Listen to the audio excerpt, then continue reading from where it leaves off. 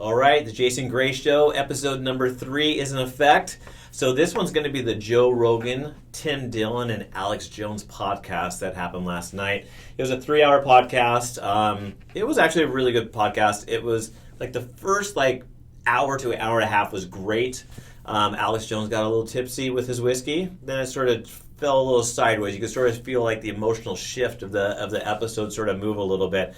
So some of the highlights they talked about were pretty interesting. Alex Jones thinks that Trump will win the election. He said there's going to be 79 days of hell that are going to happen after that. And what he means by that is after the election time, all the way to where the election is completed and the next president's in place, which he thinks is Trump. The Democrats will make that a very difficult process. Joe Rogan didn't say who he thought would win. Tim Dillon did not as well either. I think they're keeping themselves pretty quiet in regards to that. There's been a huge push today in regards to Spotify, in regards to the cancel culture, and them being super, super, super upset that Joe Rogan had Alex Jones on. And Alex Jones is a very controversial person, right? He just sort of goes off onto a tangent and just sort of sometimes can't even get his statement out for it seemed like minutes upon minutes before you get to his end result, and sometimes never answer the questions because he would just lose track of things. But a couple things they talked about. They talked just briefly about the Hunter Biden thing. They talked about Joe Biden's daughter and a diary being picked up at some point in time, and then just lost train of thought of whatever that was. So I don't know what that meant.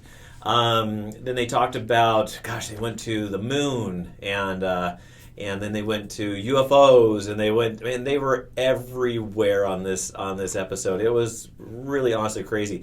I think Tim Dillon did a great job to sort of balance Alex Jones out in regards to how he would just go off and not be able to talk about things and just sort of just not get to his end all result with everything.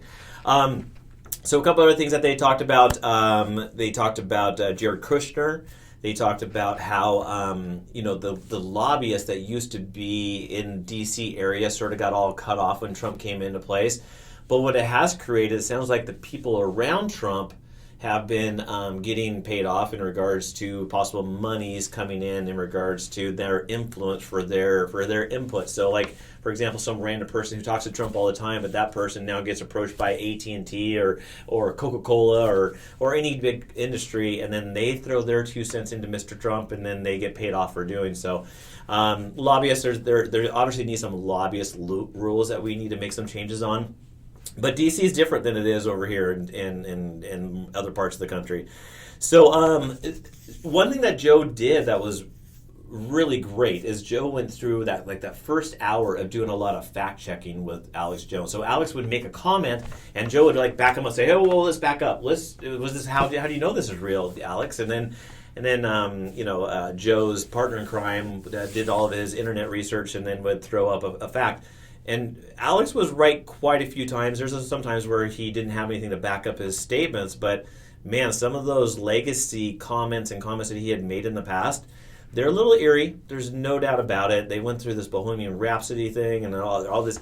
They went on a Gardens deal. They went on all this crazy stuff. Let's talk about that Rudy Giuliani thing in regards to that and how that came about. They all defended him in regards to it was taken out of context for sure, and there clearly wasn't anything going on, and the media made a lot about nothing for that. They talked about the Epstein Island and how Alex Jones was talking about that years ago from a guy was Ted Gunderson. And how that information was out there for a very, very, very long time. But then they would talk about stuff and then they wouldn't go into detail. I wish that they could just sort of stick within a couple of subjects and go into detail and go deeper on them. But man, they honestly were losing focus big time through this whole thing. They talked about the global warming thing. And how that the carbon tax is a money grab, and that the global warming thing could or could not really be there, and they never really came to a consensus of really at the end of the day. But what they're trying to say is really they're trying to do is take away some of our freedoms, which I agree about. They are trying to take away our freedoms. They talked about Joe and why he moved to Texas, and this was actually I think why everyone knew why he moved to Texas. But he said is, you pay all these high taxes, and when there was the looting and controversy going on there for a long time, and then the police would not do anything, and he's like, why pay all this money if you're not going to have the protection and not have the police do anything about it? And they're talking about how the police were standing down on everything, and how the homeless problem was a big issue, and safety concerns, and how the country, or that part of the state was ran.